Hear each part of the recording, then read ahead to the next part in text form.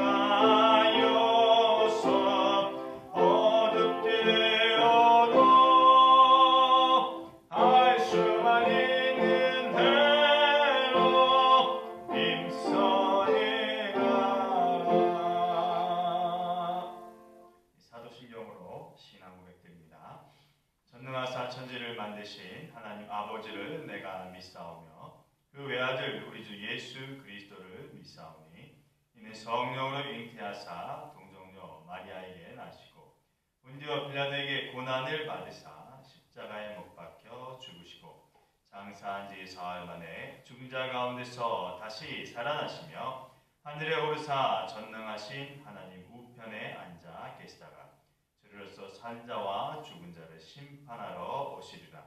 성령을 믿사오며 거룩한 공회와 성도가 서로 교통하는 것과 죄를 사하여 주시는 것과 몸이 다시 사는 것과 영원히 사는 것을 믿사옵나이다. 아멘. 331장 찬양.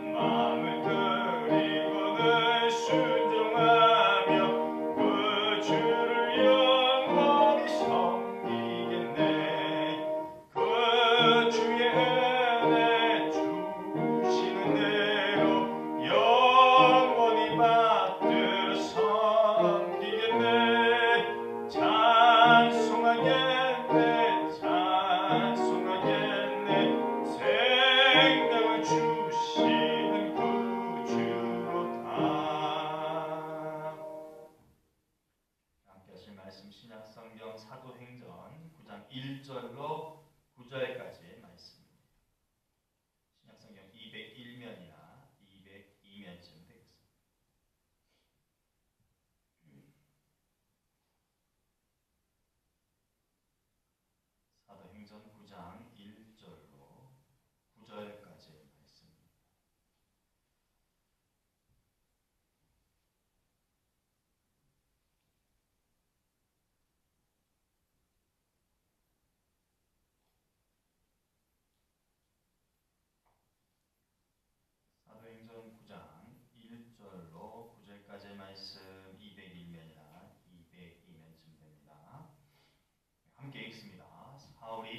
제자들에 대하여 여전히 위협과 살기가 등등하여 대제사장에게 가서 다메섹 여러 회당에 가져갈 공문을 청하니 이는 만일 그 도를 따르는 사람을 만나면 남녀를 막론하고 결박하여 예루살렘으로 잡아오려 함이라.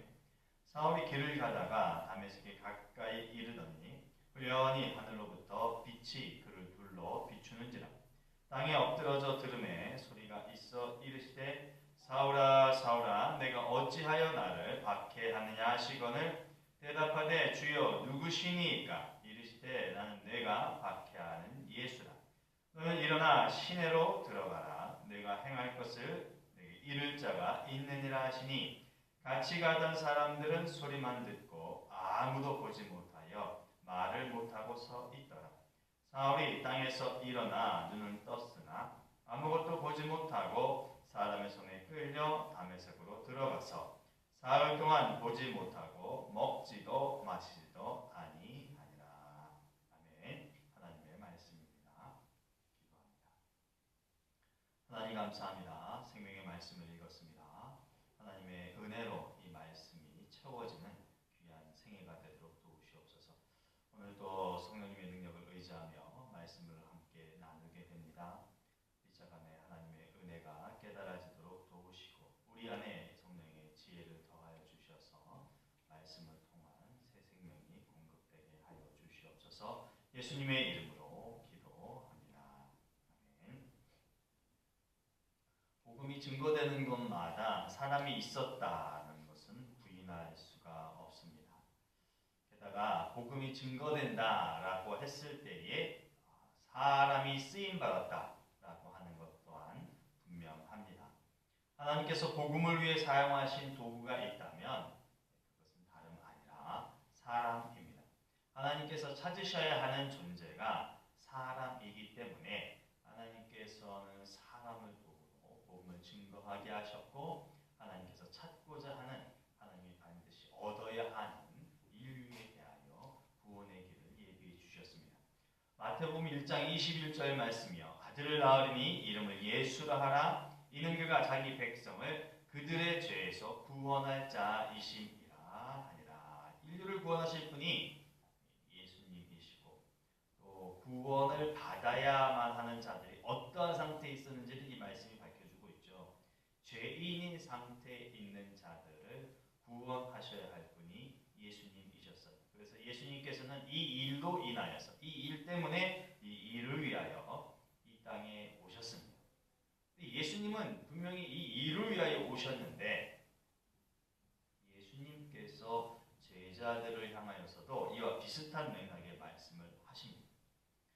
누가복음 9장 1절 2절 말씀인데요. 예수께서 12제자를 불러 모으사 모든 귀신을 제어하며 병을 고치는 능력과 권위를 주시고 하나님의 나라를 전파하며 앓는 자를 고치게 하려고 보내시며 당신께서 부여받은 그 일들 예수께서 이 땅에 오셔서 마땅히 하셔야 할 일을 예수님께서는 당신의 제자들을 부르시고 제자들에게도 동일한 명을 주셨고 하나님께로부터 받은 그 권세와 권능을 제자들에게도 부여하여 주셔서 그 복음을 행사하는데 복음을 전하는데 각별하게 그 일을 행할 수 있는 능력을 주셨다라고 하는 거죠. 그리고는 누가복음 9장 6절은 이렇게 기록합니다. 제자들이 나가 각 마을에 두루다니며 곳곳에 복음을 전하며 병을 고치더라.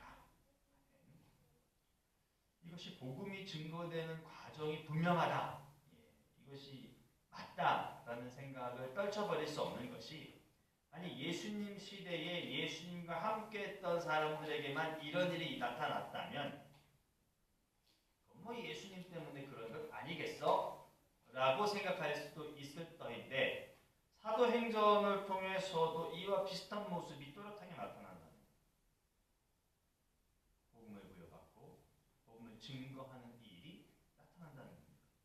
사도들에 의해서 복음이 전해지기 시작했어요. 성령 체험 이후에 이런 일이 나타났다는 거죠. 그러니까 예수님께서는 병을 고치는 이적을 행하시는 기적을 행하시는 온갖 권세와 권능을 부여받았다면 초대교회 사도들에게는 성령의 체험으로 인하여서 그런 권세가 부여된 것이다라고도 볼 수 있는 것이죠. 근데 이게 비단 사도들에게서만 그쳐진 것이 아니라 사도행전 말씀을 곳곳에서 살펴보니 평신도들로 인하여서 복음이 전해지는데 박해 중에서도 자신들이 있는 곳에서 복음을 증거하고야만 그런 주의 자녀들, 주의 백성들이 나타나고 있기 때문입니다. 해서 단순히 예수님 때에만 예수님이니까가 아니라 하나님께서 필요로 하는 그 시대에 하나님의 사람을 통하여서 복음이 증거되고 구원의 역사가 이루어져야 된다라고 하는 것. 그래서 그것이 곧 복음을 증거하는 과정이다라고 하는 것을 알 수 있다는 것이죠. 게다가 좀 더 심도 있게, 좀 더 심층적인 것은 하나님의 섭리에 의해서 복음을 증거하는 자들이 세워지고 있다. 예수님께서 오신 것은 예수님께서 구약의 약속의 말씀을 통해서 이 땅에 오셨고 또 예수님을 통하여서 제자들로 하여금 그 시대에 필요한 일꾼들이 세워졌다면 성령의 역사 이후에 성령께서 친히 필요한 일꾼들을 세워주시는 그런 모습이 나타났다는 거죠. 그래서 누군가 자의 내 뜻에 의해서 복음을 증거하는 자들이 나타났다라고 보기보다는 하나님의 뜻에 의하여서 하나님의 섭리에 의해서 하나님의 계획에 의해서 사람들이 세워졌다라는 것을 확실히 알 수 있습니다. 사도행전 9장은요 사울의 회심장이라고 불리우는 별칭을 갖고 있습니다. 여기서 말하는 사울은 바울이에요. 잘 기억하고 계시겠지만 한 번 더 생각해 보죠. 이곳에 등장하는 사울은 사도행전 7장에서 나오는 스데반의 죽음을 맞이할 때 나왔던 그 사람입니다. 증인들이라고 표현된 그 사람들. 스데반의 설교, 스데반의 말씀에 반하는, 그래서 스데반을 죽이고자 했던 그 사람들이 스데반을 죽이려 할 때 그 거추장스러운 겉옷들을 어떤 청년에게 맡겼을 때 성경은 기록할 때 사울이라고 불리우는 청년이라고 말하는데 그 사람이 지금 9장에 나오는 그 사람이에요. 잠시 사울의 어떤 출생을 살펴본다면 그는 길리기아의 다소 사람입니다. 이게 굉장히 큰 성읍이라고 이야기를 하죠. 근데 오늘날로 말하면 이 지역은 튀르키예, 그러니까 우리가 예전에 말했던 터키 지역이에요. 사울은 유대 사람이지만 예루살렘 본 땅에서 태어난 사람, 이스라엘 본 땅에서 태어난 사람은 아니고 외국에서 태어난 유대인이라고 하는 것을 알 수 있습니다. 이 9장에서의 사울의 회심이 이후에 본격적으로 이방 선교를 이루는 계기가 됩니다. 어쩌면 그의 출생과도 연관이 있는 것은 아닐까 미루어 좀 짐작을 해보는데요. 이러한 과정은 우리 같은 일반인들에게는 좀 의아할 수밖에 없어요. 왜냐하면 사울이 이제껏 그리고 오늘 9장에서도 그가 현재 하고 있는 일이 기독교를 박해하는 일이기 때문에 그러니까 예수를 그리스도라고 증거하는 그 복음을 박해하는 그 복음을 증거하는 이들을 억압하는 일을 하고 있는 사람이기 때문에 그렇습니다. 그런데 어떻게 그런 사람이 복음을 증거하는 일을 할 수 있는가? 여기에 대해서 의문을 갖는 것은 당연한 것이죠. 핍박자가 어떻게 변화해서 복음을 증거할 수가 있어? 아니야. 핍박자는 계속해서 핍박자로 있을 뿐이에요. 저가 복음을 증거한다는 것은 거짓일 확률이 높고 이런 생각밖에는 안 된다는 거죠. 그러나 성경이 밝히듯 사울은 바울로서 복음을 증거하는 제2의 인생을 삽니다. 이 사울의 기세등등함이 오늘 읽은 9장 초반부터 기록이 되죠. 도저히 허물어질 것 같지 않은 어떤 위용이라고까지 말을 할 수 있을 듯 합니다. 저자 누가는 그를 통하여 느껴지는 분위기를 오늘 1절을 통해서 보니까요. 위협과 살기가 등등하여 이렇게 얘기했어요. 보통 사람에게 느껴지지 않는 그런 모습인 거죠.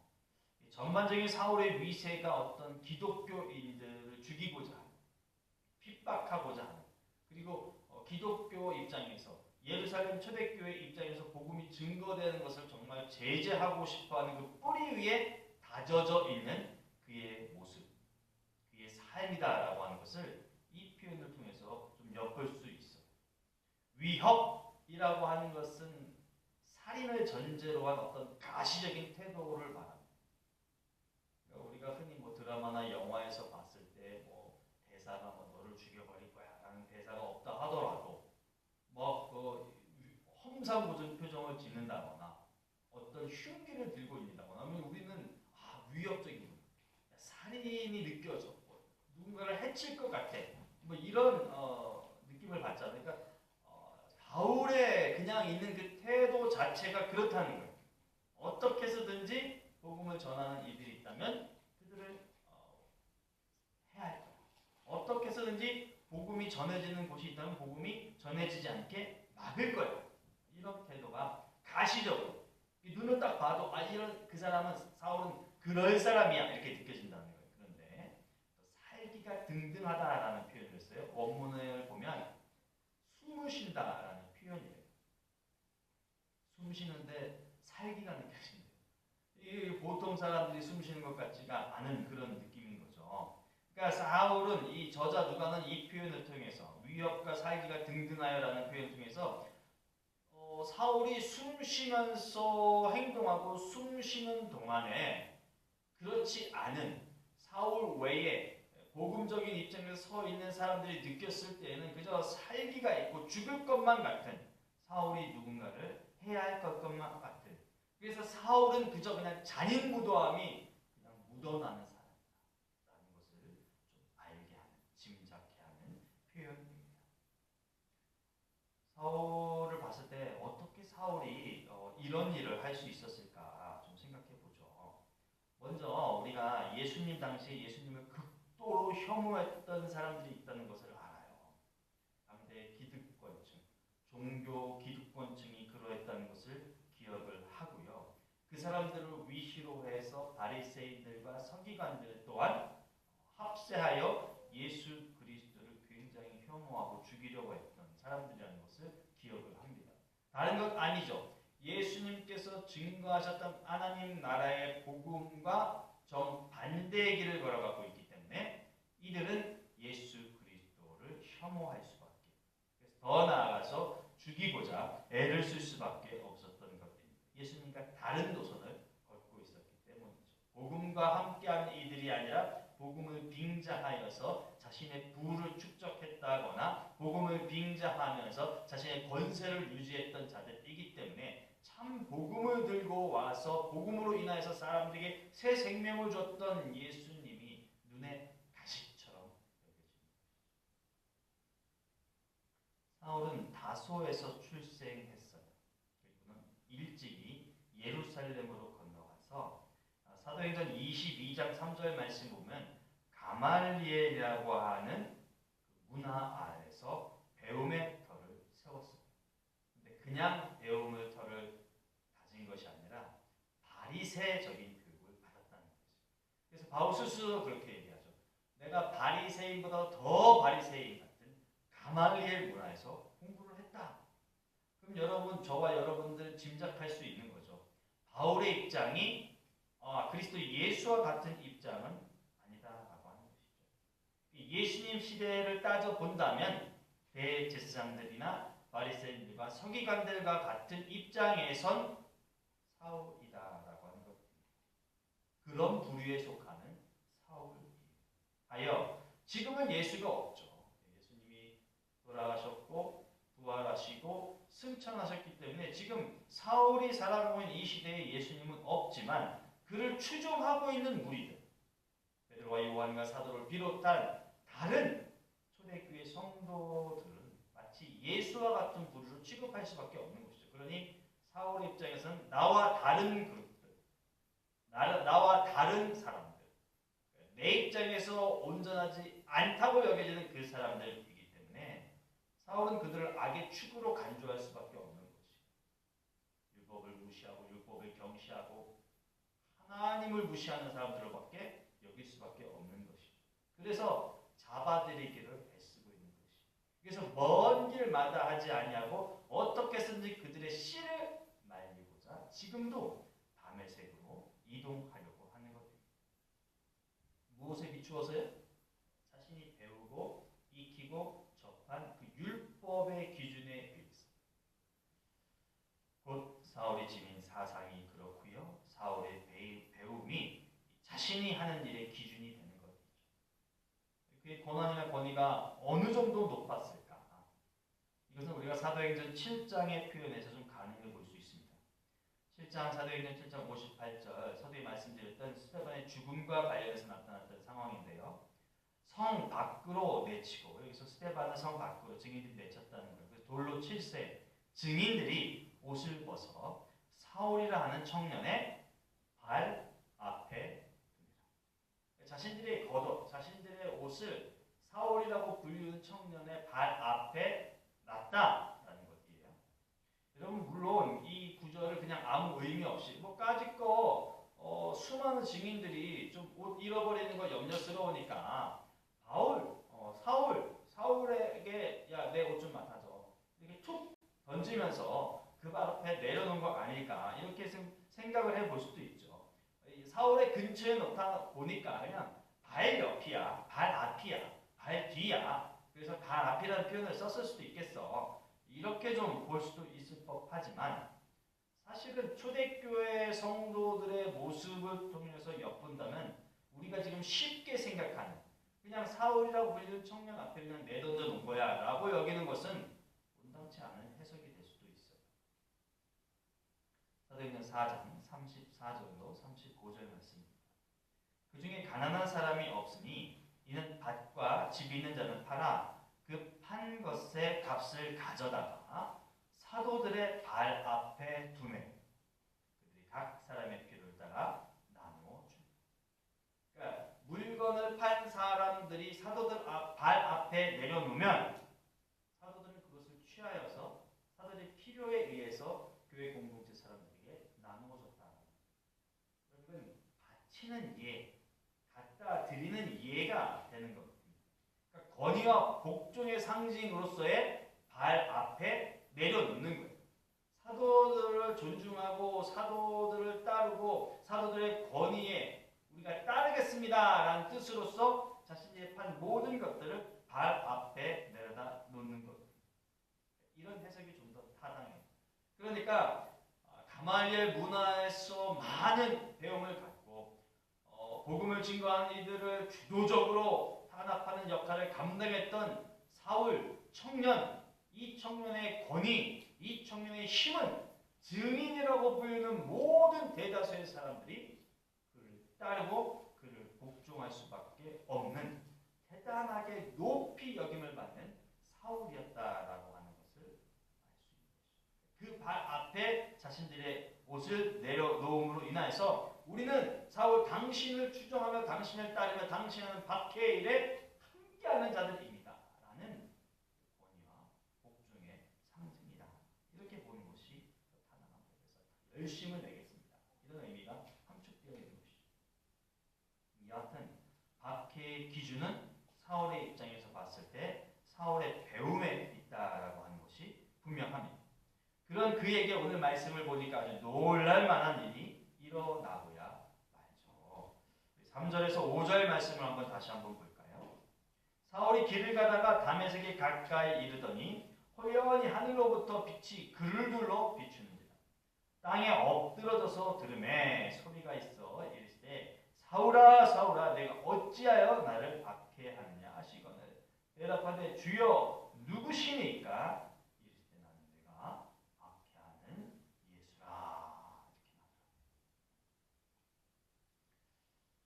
사울의 인생의 가장 중요한 역할은 사실은 이성이에요. 이성. 빨리 표현하면 배운 것입니다. 경험한 것, 자기가 아는 것. 학문의 근원이 이성의 어떤 뿌리를 두고 있기 때문에 그럴 것이고 자신들이 받아들이는 율법이 또한 그럴 것이기 때문입니다.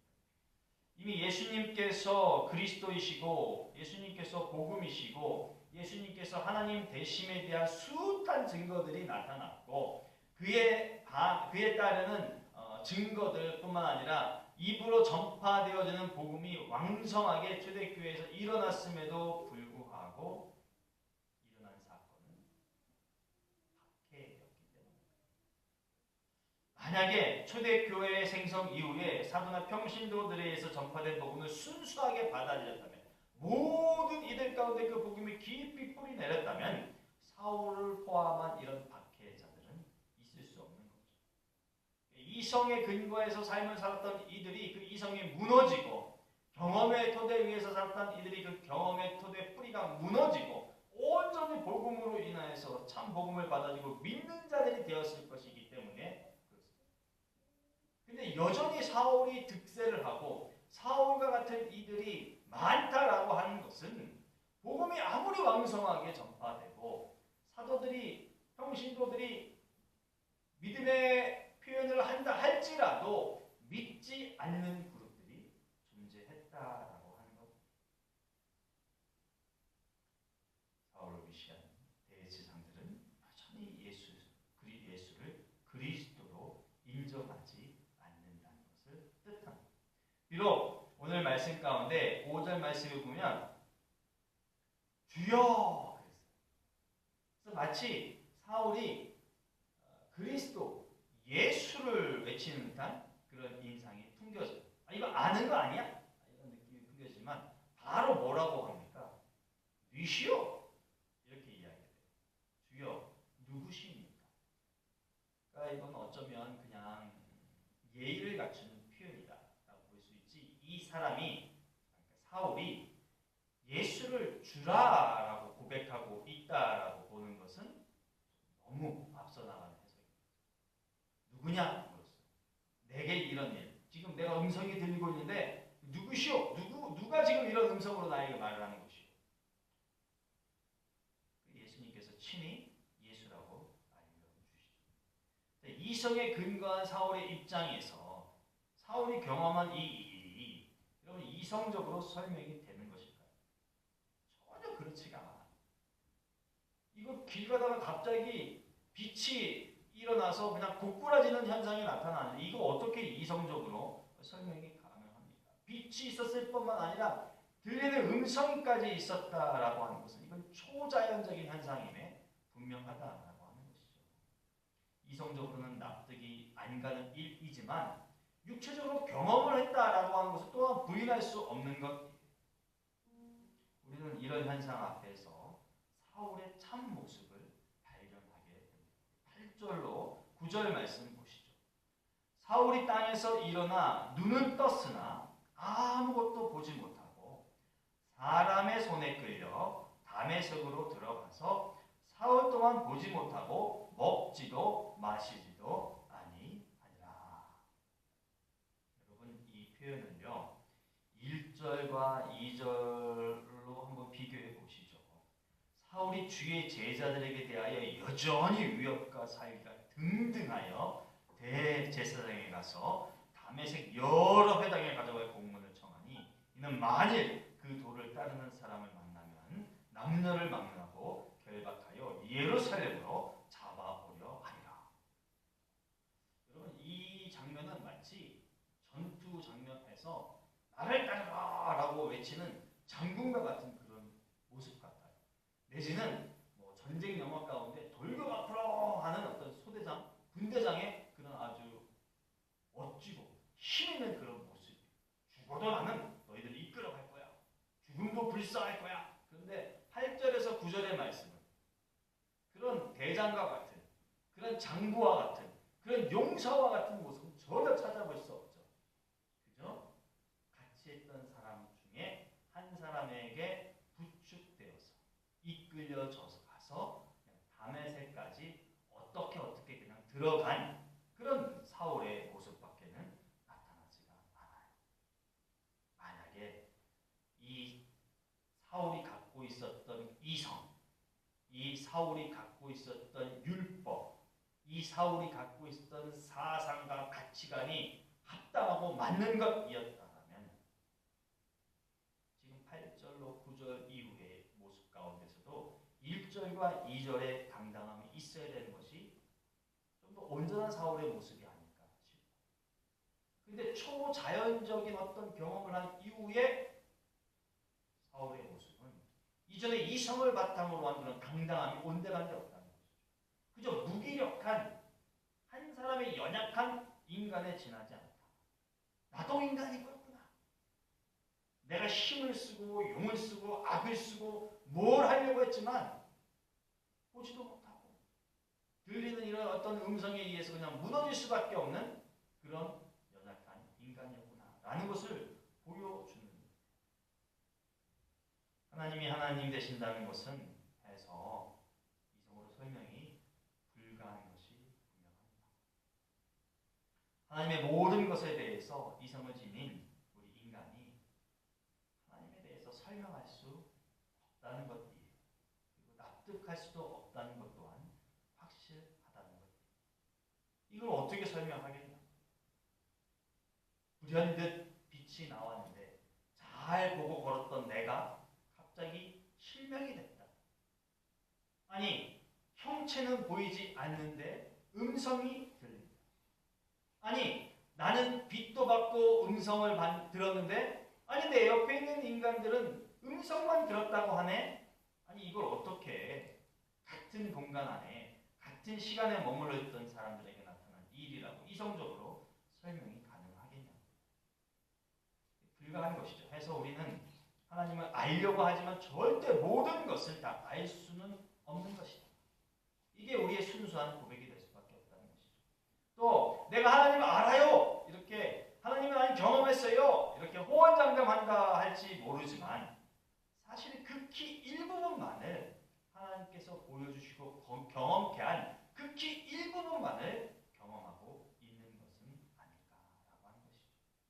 그래서 그런 것을 인정하는 것이 우리의 참된 모습이다라고 생각이 됩니다. 그래서 그를 통해서 여전히 알아야 할 하나님의 영역이 크다. 내가 안다고 하지만, 내가 경험했다고 하지만 내가 알지도 못하는 하나님의 영역이 더 크고 내가 경험도 하지 못한 하나님의 부분이 더 크구나 라는 하나 앞에서 연약한 자이구나. 이걸 받아들여야 하는 것이 믿음이라고 생각이 됩니다. 이것은 비단 사울의 일만이 아님이 또한 확실합니다. 왜냐하면 이성적이다라고 한다면 빠지지 않는 사람들이 우리 아니겠어요? 우리도 이성적인 사람들이잖아요. 물론 우리가 실질적인 기독교 박해자는 아니었을 겁니다. 그 옛날 살펴본다. 그럼에도 불구하고 예수를 믿지 않았던 그때, 예수를 몰랐던 그 시점에 우리는 우리 식대로 인생을 꾸려왔어요.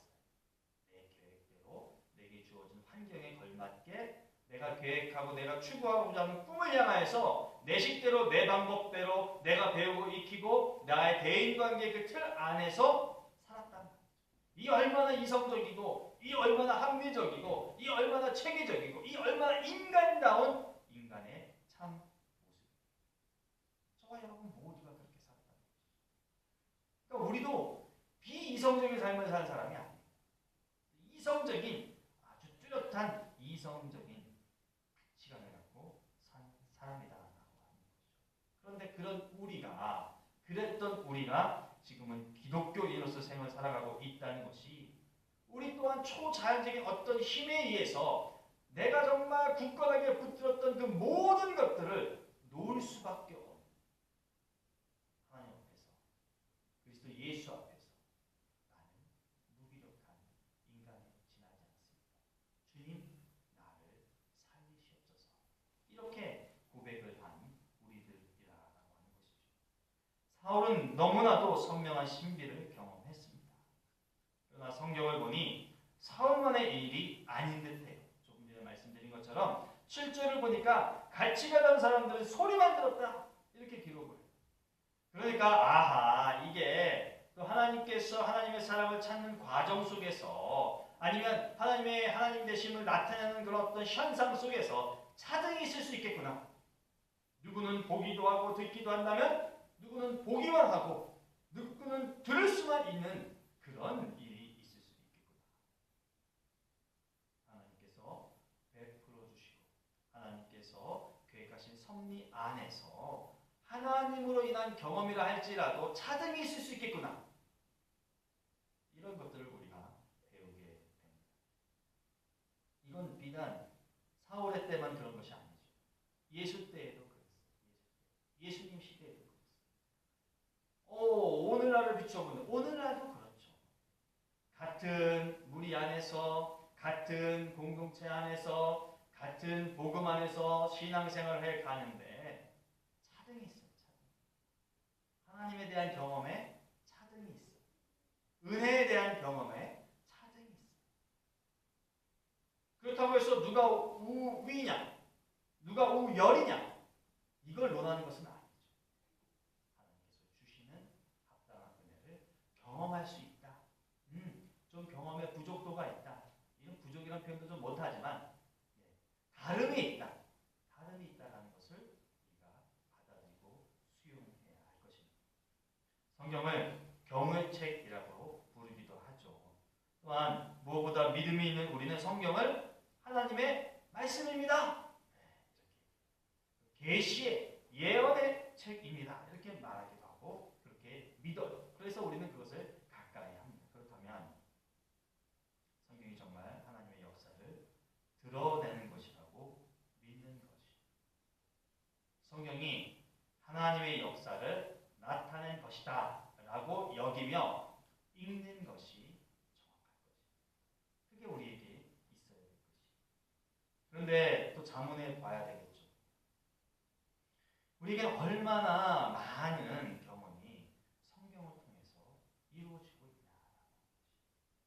성경의 그 숱한 기적과 이적과 은혜와 찬미와 찬양의 모든 예들이 기록되어 있는데 오늘 21세기에 살아가면서 우리가 읽으면서 아이고 그때는 그랬구나, 아이고 요때는 요랬네 라고만 머물러 있는 것은 아니야. 오늘 이 시대에도 우리가 읽으면서 얼마나 많은 경험이 내 삶을 통해서 나타나고 있는가 자문해 봐야 되겠어요. 혹시 사울처럼 보이신 것을 다 경험하고 하기는 한 것입니다. 성경의 말씀을 통하여서 내게 주시고자 은혜를 풍성하게 주셨는데 내가 골라 먹으면서 편식을 하고 있는 것은 아닙니다. 아니면 전체를 보이셨음에도 불구하고 전체를 다 보지 못하는 어리석음에 빠져 있는 것은 아닌가. 이 시대에 내게 직접 나타나는 계시나 신비는 나로 하여금 하나님을 온전히 믿게 하기에 충분할 것입니다. 이 앞에 서 있는 저도 그런 것을 바래요. 좀 보여주세요. 하나님 좀 느끼게 해주세요. 하나님 체험케 해주세요. 그거보다 더 좋은 게 어디 있어요? 엄마 사랑해. 안을 때 그 느낌과 그 포옹이 정말 사랑을 느낀다라고 하는 것을 무시할 수 없잖아요. 그러니까 우리는 믿음이 있다 하면서 경험되어졌던 신비함들이 우리를 극도로 좀 더 크게 믿음의 길로 이끌어 간다는 것을 잘 안다는 거죠. 그래서 그것을 충분히 느낄 수 있기를, 얻을 수 있기를 좀 구하는 모습들이 있어요. 사울의 시대 때도 그랬고요. 예수님 시대 때도 그랬을 것이에요. 그러니까 오병이의 기적도 경험하고, 그러니까 축구의 기적도 경험하고, 그렇게 병 나음을 얻어서 경험하니까 다 그렇게 경험해서 진실된 믿음을 가진 사람들은 예수님 품을 가졌어요. 우리도 그런 모습 때문에 이런 것들을 구하죠. 하지만 이 시대가 원하면 원하는 대로 다 얻을 수만 있다면 좋겠는데 원한다고 해서 다 볼 수도 경험할 수도 없는 그런 시대를 살아가고 있다 보니 우리는 그렇게 신비를 쫓는 것에, 신비를 경험하는 것에만 매몰되어서는 안 되는 거죠. 쫓아다니는 일에 급급해서는 안 되는 거죠. 이 말씀을 드리는 전제는 그것이고, 이미 하나님께서 주신 성경의 말씀을 하나님께서 허락하신 은혜의 말씀이다, 하나님께서 허락하신 신비의 말씀이다, 하나님께서 허락하신 계시의 말씀이다라고 믿는다면 우리 이 시대는 우리가 성경 말씀을 통하여서 성령의 역사를 통하여서 얻게 되는 은혜와 신비와 체험이 있을 수 있다는 것을 믿고 읽고 살아나가야 한다라는 것이죠. 성경에 담긴 모든 신비를 믿고 성경을 받아들이고 따라가는 것이 합당한 믿는 자의 삶이라고 여겨집니다. 성경이 계시고 친히 하나님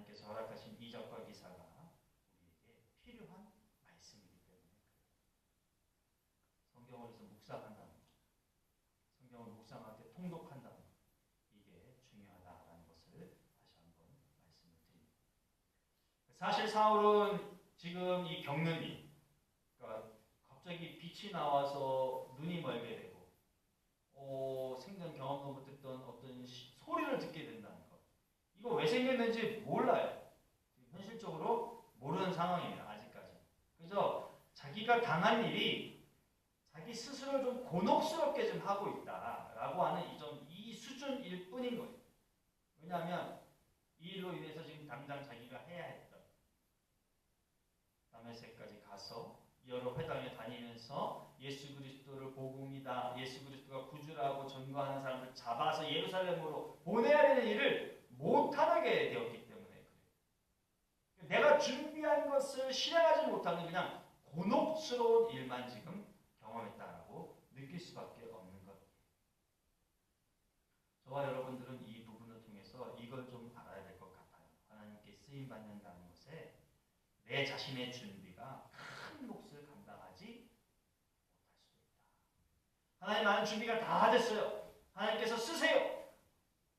라는 것이 하나님의 쓰임에 큰 의미가 있는 것이 아닐 수도 있다. 베드로에게 그런 말을 하지 않았던가요? 젊어서는 네 마음대로 왔지만 늙어서는 내가 띠 띄우는 대로 나가. 주님, 내가 준비가 됐으니까 나에게 띠를 띄우세요. 이런 의미가 아니잖아요. 그냥 내가 너를 이끄는 대로 너는 가기만 하면 돼. 네 거?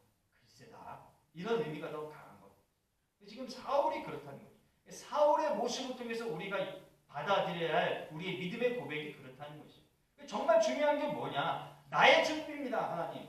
나는 이렇게 준비했어요. 나는 여기까지 준비했어요. 이제 쓰세요가 아니라 주께서 준비되었다면 거기에 내가 들어가지는 것. 여기 가서 써. 그래요 주님? 나는 여기서 준비했는데요. 주님이 이리 오시죠가 아니라 이쪽 가서 써. 네 주님, 제가 글로 가서 쓰겠습니다. 주님, 저쪽에서 준비하려고 했던 게 여기 안 맞는데요? 못하겠어요가 아니라 그럼에도 불구하고 여기서 합당한 길을 열어주시는 주님의 길을 찾아낼 수 있는 것, 따라갈 수 있는 것. 그것이 우리에게 있어져야 한다는 것을 사울의 모습을 통해서 배우게 됩니다. 그게 더 의미 있는 것이. 그게 순종이고, 그게 순응이고, 그게 따라가는 그리스도인의 삶입니다. 그래서 저와 여러분, 준비하는 거 좋아요. 그렇죠? 준비하는 거, 준비 안 하는 것보다 항상 더 좋은 것이죠. 그럼에도 불구하고 하나님의 것이 나에게 요청된다면 내 준비보다는 하나님의 뜻에 우선시 되어서 준비가 덜 된 것 같고 준비가 안 된 것 같고 내 것이 아닌 것 같아도 따라가고 복종하고 행할 수 있는 그런 믿음이 우리에게 있으면 좋겠습니다. 예수님께서 제자 부르신 게 그렇죠. 제자가 되려고 제자가 된 인간이 한 사람도 없어요. 다 자기 생업에 종사하고 있는데 나 따라와. 나 따라와. 너도 따라와. 그래서 갔어요. 뭣도 모르고 갔어요. 뭣도 모르고 가다가 주의를 하게 되는 일들도 있었어요. 그리고는 온전히 예수께서 허락하신 길을 따르니 사도행전 중에서 봤을 때는 사도행전의 놀라운 성령의 역사를 이루는 그런 뿌리들이, 줄기들이 열매들이 됐다라고 하는 것이죠. 오늘 사울의 부르심 역시 그렇습니다. 9장이 사울의 회심이라고 여길 때 사울은 하나님의 만날 것에 대한 준비를 단 한 톨만큼도 하지 않았어요. 그저 믿는 사람 족치고 믿는 사람 잡아다가 죽일 계획만 했어요. 근데 이런 사람을, 준비도 안 된 사람, 우리 입장에서 봤을 때 믿음도 없어 보이는 이런 인간을 하나님께서 택하셨다. 다시 한번 말씀드립니다. 중요한 것, 부르심에 순응하는 것이라는 것을 우리가 믿음으로 고백하고 할 수 있기를 바랍니다. 부르심에 대해서 모른다. 지금 사울이 알든가요? 사울도 몰라요. 사울도 몰라요.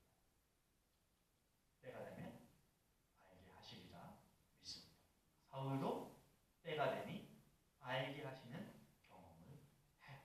주께서 알려주시리라 믿습니다. 말씀을 통해서 알려주시리라 믿습니다.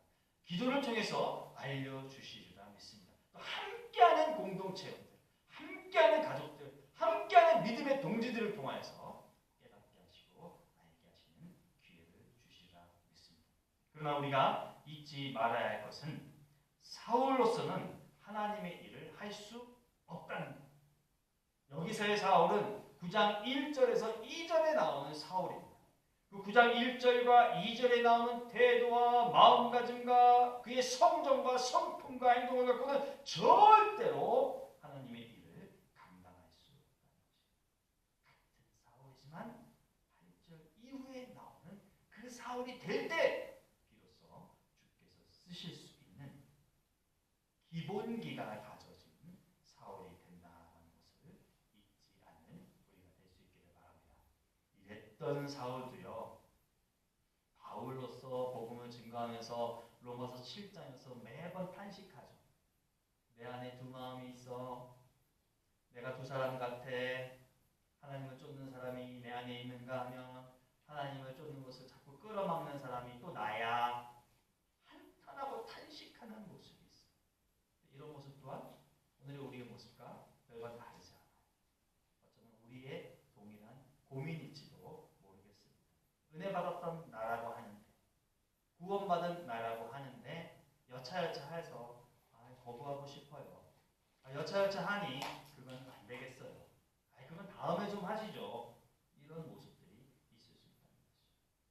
기도하면서 말씀을 통해서 또 얼마나 긴 시간일지 모르겠지만 기다림을 통해서 온전한 하나님의 뜻을 위해 알고 생을 살고 또 믿음을 유지하는 우리 모두가 될 수 있기를 주님의 이름으로 부탁합니다. 기도합니다.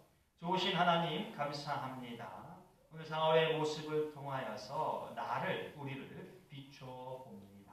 하나님 뜻 안에서 준비를 잘하고자 하는 우리의 열심이 있는데 사실은 그것보다 하나님의 뜻에 순응하고 따름이 더 중요하다라고 하는 것을 말씀을 통해서 알게 되었습니다. 뿐만 아니라 하나님의 모든 것을 안다라고 자부심을 느끼는 것 또한 얼마나 말이 안 되는 어리석은 행동인지 또 한번 알게 됩니다. 하나님, 그저 내게 경험케 해주신 그 부분을 통해서 극히 작은 것 하나를 알았습니다.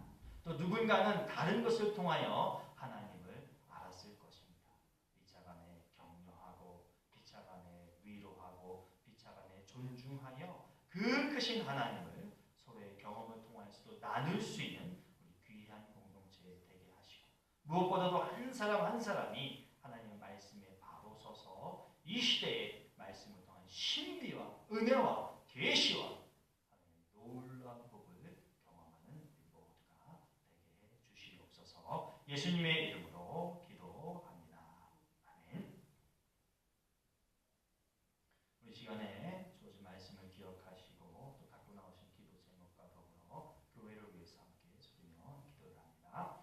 사랑하고 풍성하신 아버지 하나님 감사합니다. 말씀이 흥황한 교회를 만들어 주시니 감사합니다. 예배에 풍성함이 있는 교회를 만들어 주시니 감사합니다. 기도하는 이들이 많은 교회가 되게 하여 주셔서 감사합니다. 찬양의 소리가 울려 퍼지는 교회가 되게 해 주셔서 감사합니다. 교회를 통해서 하나님의 나라가 확장되어지고 하나님의 나라가 왕성하여지며 하나님의 복이 풍성하게 증거되는 그런 교회 공동체 되게 하시옵소서. 이 일을 위하여 한 사람 한 사람을 세우셔서 기름 부어주시고 주의 자녀로 삼아주시고 구원을 얻게 해주셨음을 믿습니다. 하나님, 오늘 사울이 하나님 변화받은 것처럼 우리가 늘 하나님 말씀 앞에 변화되게 하시고 하나님의 뜻 앞에 변화되게 하여 주셔서 하나님의 뜻을 온전히 쫓고 생활 살아가는 우리가 되게 하시고 교회를 통해서 주의 복음을 증거하고 교회를 통해서 하나님의 말씀이 하나 되기 위해서 예배로 하나 되는 공동체가 되게 인도해 주시옵소서. 우리 교회가 왕성한 교회가 되게 하시고 이 교회를 통해서 하나님께서 찾고자 하는 이들이 찾아지는 놀라운 역사가 이루어지게 하시옵시고 하나님을 찾고자 하는 이들 또한 교회의 발걸음을 옮겨서 믿음 생활할 수 있는 거룩한 공동체가 되도록 인도해 주시옵소서. 주의 자녀들이 함께 모여서 예배를 드립니다. 하나님, 이 공간에 예배 공간에 하나님 친히 임자해 주셔서 예배를 드릴 때마다 하나님의 놀라운 은혜를 체험하도록 도우시옵시고 사랑하고 사모하는 이들에게 풍성하게 기대하는 것 이상으로 하나님을 만나는 놀라운 터전이 되게 하시옵소서. 믿음을 갖고 이 자리에 나와 예배 드렸다가 이제 또 하나님 가정으로 돌아갑니다. 안전케 해주시고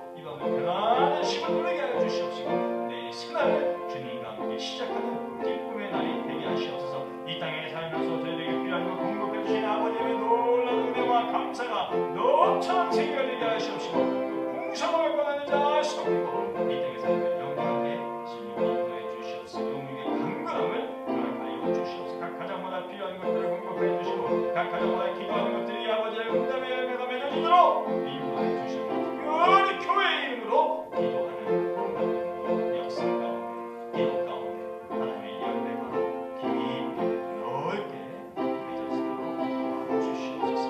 우리의 좋은 교회로 더 많이 소문나게 하시고 교회에 속한 모든 권속들이 참 신앙인으로서 인정받는 높임받는 칭찬받는 그런 믿음으로서의 삶이 더 가져지도록 도와주시옵소서. 하나님 안전케 해주시옵소서. 예수님의 이름으로 기도합니다. 좋으신 하나님 감사합니다. 함께 예배자로 주 앞에 모여 예배할 수 있게 하시니 감사하고 예배할 수 있는 공간도 있게 해주셔서 고맙습니다. 하나님 이 교회 안에서 예배가 있게 하시고 또 말씀이 풍성하게 세워지게 하시고 무엇보다도 함께하는 공동체들 안에 믿음의 결속이 있게 해주셔서 하나님께서 바라시고 원하는 뜻을 교회의 이름으로 행하는 신실함이 깃들어지도록 도우시옵소서. 귀한 주의 자녀들 함께 모여 예배드리고 이제 흩어집니다. 주님 안전하게 가정으로 돌아가게 하시고 편안한 쉼 가운데 오늘에 쌓였던 육체와 피로와 모든 고민들이 사라지게 하시고 새날을 주님과 함께 또 맞이하게 역사해 주세요. 예수님의 이름으로 기도합니다. 아멘. 주기도문 하심으로 예배를 마칩니다. 하늘에 계신 우리 아버지여 이름 거룩히 여김을 받으시오며 나라가 임하시오며 뜻이 하늘에서 이루어진 것 같이 땅에서도 이루어지이다. 오늘 우리에게 일용할 양식을 주시옵고 우리가 우리에게 죄 지은 자를 사하여 준 것 같이 우리 죄를 사하여 주시옵고 우리를 시험에 들게 하지 마시옵고 다만 악에서 구하시옵소서. 나라와 권세와 영광이 아버지께 영원히 있사옵나이다.